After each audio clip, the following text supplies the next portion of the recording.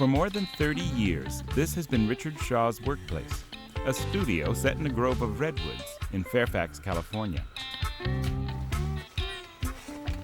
Today, he's under the gun, finishing a series of works for a gallery show opening next week. Like most of Richard's previous work, this series features everyday objects, meticulously rendered in porcelain. Basically, it's wet clay. See what's right to the top?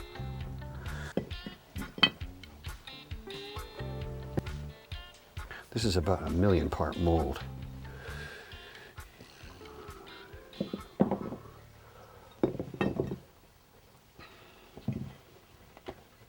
So, it's real super light.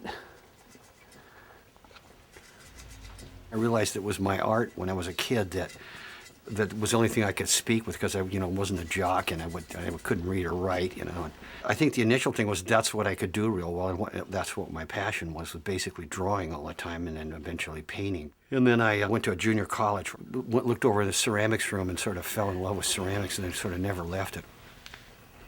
Shaw studied ceramics first at San Francisco Art Institute, then at UC Davis, home to an iconoclastic group of artists who rebelled against pottery traditions and formed a movement they called Bay Area Ceramic Funk. Library is a good word because it's sort of a library of images. Like I can go over here and choose anything, either things I've made and then made molds of or natural things and use them in different kinds of ways. And I know what I got, here, even though there's millions of these things. I can't remember what I had for lunch, but I can remember what all the molds were.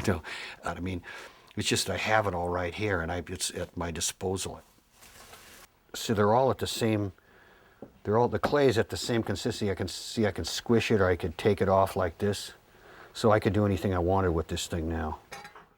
Richard's works are characterized by a generous use of color and whimsy. He often uses trompe-l'oeil. Quite literally, his works are designed to fool the eye. Shaw has been gleeful, even a little fiendish, about making sculptural objects that often look like real things. Traditionally, trompe-l'oeil is taking common objects and making you realize how beautiful they are. I think it's making you aware of the natural things that are around you, that all that stuff has got poetry to it. Shaw said he had this ongoing contest with himself to make the whole world out of clay.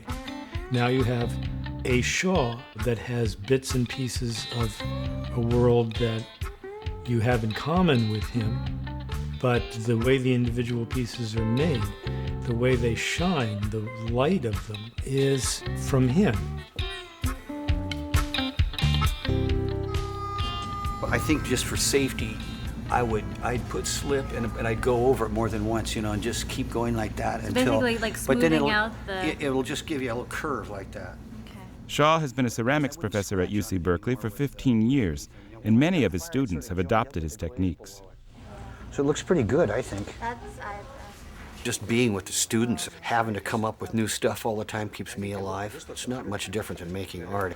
You can't bore anybody, and I don't want to be bored. You got to keep them entertained and learning at the same time. Spontaneity is pretty good. It keeps you going. It's more like it's from a knick-knack store, but I think, the glaze is pretty cool. Class picture out in the courtyard by where we did the model, okay? Okay. Just keep shooting anyway. No one's ever going to be ready. This is art students. Make sure it's in focus. Good. Well, we've lived in Fairfax since 1976. We bought this place. Terrified, but we bought it, and we're still making the same $300 a month payment on it that we couldn't afford then. We can't now.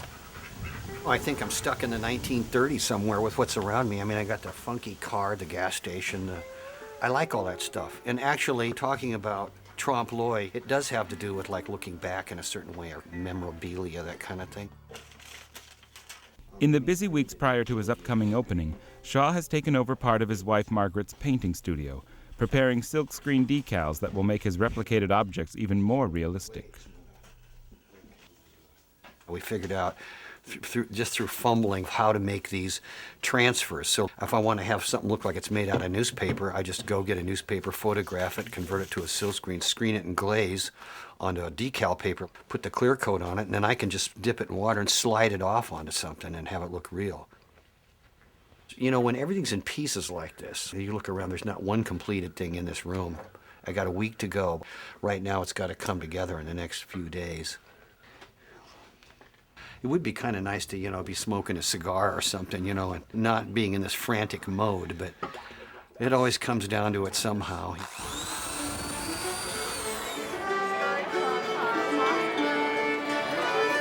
Really? I don't.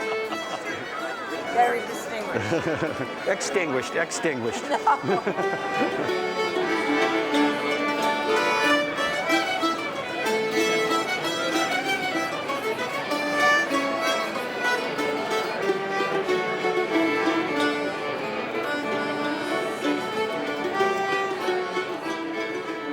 We were just wondering, is everything ceramic except for the yellow stuff that looks like tape? You know? I said, no, I think the whole thing's ceramic. My friend was over here looking at the book, and he said, look, there's the book of the two sculptures. And I said, yeah, but the book is a sculpture too. And he says, no way!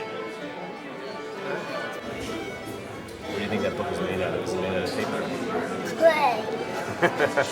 He's taking this again. Look at that box.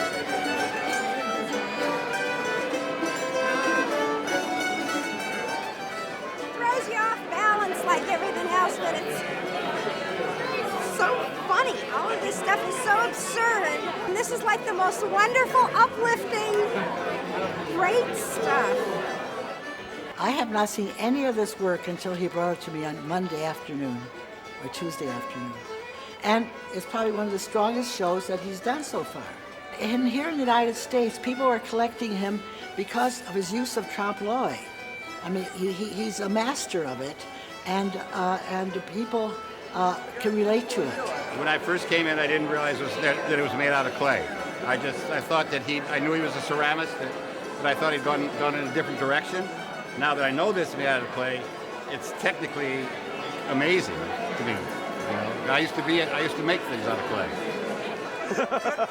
It's me, I'm just older. And that's the way it should be. Oh, thanks. Sure. I did fool a couple of people because they still think that those bottles are really the bottles, and they're not. I mean, guys that make ceramics say, gee, I like everything, but what'd you put glass in there for? I'm going, gotcha.